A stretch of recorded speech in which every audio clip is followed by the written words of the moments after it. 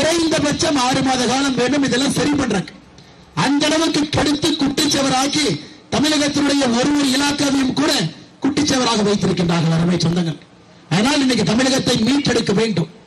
தமிழகத்தை திரும்ப பழைய மாதிரி கம்பீரமா கொண்டு போகணும்.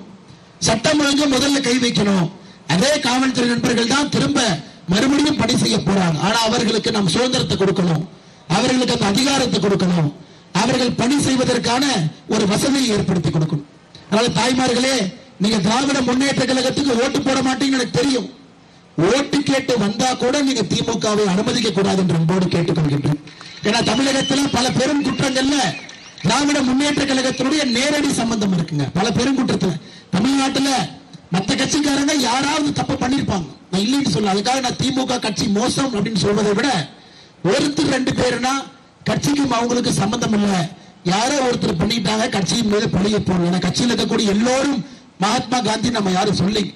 ஆனா திமுக ஆட்சியில பார்த்தீங்கன்னா எல்லா பெருங்குற்றங்களும் திமுக குற்றவாளி இருப்பான்.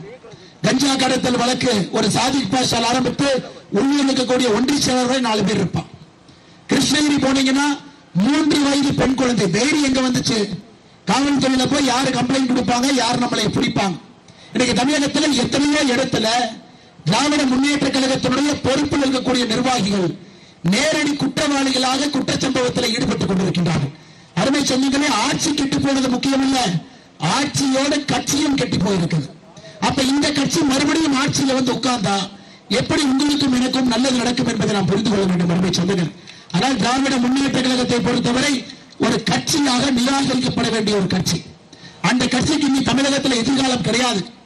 இன்னைக்கு இருக்கக்கூடிய இளைஞர், இன்னைக்கு இருக்கக்கூடிய நம்முடைய பெண்கள் யாரும் கூட குடும்பத்தில் ஒரே ஒருத்தர் திரும்ப திரும்ப திரும்ப திரும்ப முதல் தலைமுறை, 2வது தலைமுறை, 3வது தலைமுறை, இன்னைக்கு 4வது தலைமுறை இன்ப நீதியும் கொண்டு வந்து அரசியல் விழாக்களை பங்கெடுக்க வைக்கிறான். அது மட்டுமல்ல, நடத்தக்கூடிய நிகழ்வு பாருங்க. இன்பநிதி ஸ்டாலினுடைய பெயரில் இன்னைக்கு சினிமா படத்தை தயாரித்து மக்களுக்கு வெளியிடுறான்.